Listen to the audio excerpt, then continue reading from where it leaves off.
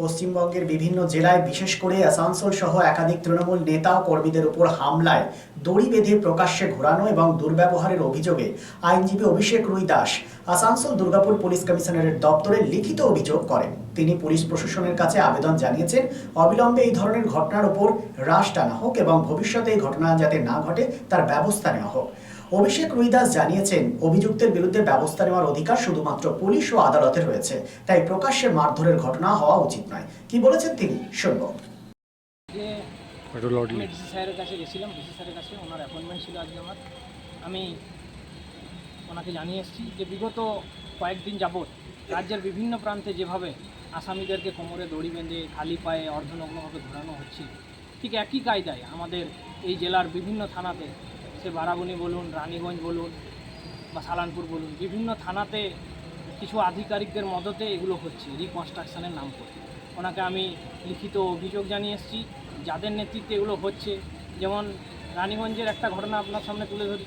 রানীগঞ্জের থানার ভেতরে, রানীগঞ্জের আইসি সুবীর কর্মকারের সামনে থানার ভেতরে একজন অভিযুক্ত আসামি সৌমিত্র বন্দ্যোপাধ্যায়কে থানার ভিতরে ঢুকে মারধর করেছে কিছু ব্যক্তি। সুবীর কর্মকারের নেতৃত্বে একটা অন্য কেসকে সামনে রেখে রানীগঞ্জ পিএস কেস নম্বর 202/26 এই কেসে যেখানে ঘটনাস্থল দেখানো হয়েছে রানীগঞ্জ তার বাংলা মোড়, এই ঘটনাস্থল থেকে প্রায় অনেকটা দূরে 11 গ্রামের দুজন ব্যক্তিকে বিবেক মণ্ডল, অশোক হেলাকে নিয়ে গিয়ে রিকনস্ট্রাকশনের নাম করে ঘোরানো হয়েছে। যে মামলায় ওদেরকে রিকনস্ট্রাকশনের নাম করে ঘোরানো হচ্ছে সেই মামলা রানীগঞ্জ 166/26। এই মামলা অনেক দিন আগে অ্যান্টিসিপেটেড হয়ে গেছে। তাহলে আইসি স্যার সুবীর কর্মকার কিসের ভিত্তিতে নিজের নেতৃত্ব দিয়ে এগুলো করছেন? তার ভিত্তিতে আমরা দেখলাম বারাবণীতেও এই ঘটনা ঘটেছে। গত 1-2 বছর আগে বারাবণীর এই জনৈক ব্যক্তির জন্মদিনে তৎকালীন ওসি মনোরঞ্জন মণ্ডল কেক কাটছিলেন জন্মদিন। এই দেখুন ছবি, জন্মদিনে কেক কাটছিলেন মনোরঞ্জন মণ্ডল, জনৈক ব্যক্তি। তার সাথে আছেন এখানে পেছনে দেখতে পাচ্ছেন সৌমেন ঘোষ এসআই। এখনও তিনি ঠিক সেই কায়দাতেই বারাবণী থানাতে আছেন। বিগত দিনই তিনি বারাবণী থানার ডাকবাবু ছিলেন, এখনও তিনি বারাবণী থানাতেই আছেন। আমি দেখলাম জনৈক ব্যক্তিকে যখন কোমরে দড়ি বেঁধে ঘোরানো হচ্ছে রাস্তায়, ইনি তার কলারটা ধরে ঘোরাচ্ছেন। ইনি কি জানতেন না এই ব্যক্তিগুলি যদি আসামি হয়, এদের বিরুদ্ধে যদি মামলা থাকে, এরা যদি অনৈতিক কার্যকলাপ করে থাকে, তাহলে এই সৌমেন ঘোষ জানতেন না? এনারা তো ওনাদের ঘনিষ্ঠ ছিলেন দীর্ঘদিন ধরে। আজকে কি মনে পড়ছে?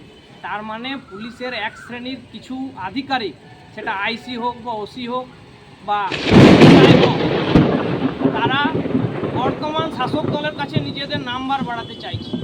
তাই কিছু মানুষকে এরা কোমরে দড়ি বেঁধে খালি পায়ে ঘোরাচ্ছে যাতে শাসকের কাছে তাদের নাম্বার বাড়ে। আমরা এর বিরুদ্ধে প্রতিবাদ জানিয়েছি, ডিসি স্যারকে বলেছি। ডিসি স্যার আমাদেরকে আশ্বস্ত করেছেন যে এগুলো আমি বন্ধ করব, এগুলো হচ্ছে, এগুলো অনৈতিক। আমি ওনাকে জানিয়েছি আর্টিকেলস 21-এর এগুলো বিরোধী। এর আগেও সুপ্রিম কোর্টের স্পষ্ট বার্তা আছে প্রেম শুক্লা কেসে যে এইভাবে আসামিকে হাতকড়া পরিয়ে কোমরে দড়ি বেঁধে ঘোরানো যায় না। 5 তারিখ, গত 5ই জুন একটা পিআইএল ফাইল হয়েছিল, সেখানে হাইকোর্টের অবজারভেশন আছে যে এইভাবে আসামিদেরকে ঘোরানো যাবে না। 1 তারিখে এই কেসের ডেট আছে, রাজ্যের কাছে রিপোর্ট তলব করেছি। আমি ডিসি স্যারকে বলেছি এগুলো যাতে বন্ধ হয়, উনি আমাদেরকে আশ্বস্ত করেছেন।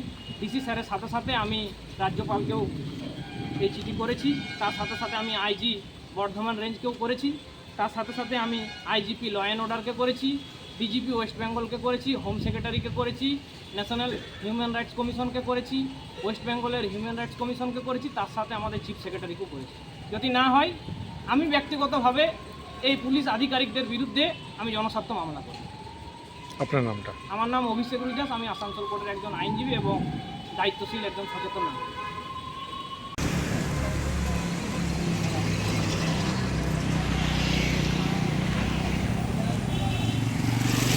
चांदामोड़ स्थित प्रतिष्ठित अंग्रेजी माध्यम के आसुसो नॉर्थ पॉइंट स्कूल में नर्सरी से क्लास 9वीं और 11वीं के लिए प्रवेश खुला है। ऑनलाइन नामांकन की भी सुविधा।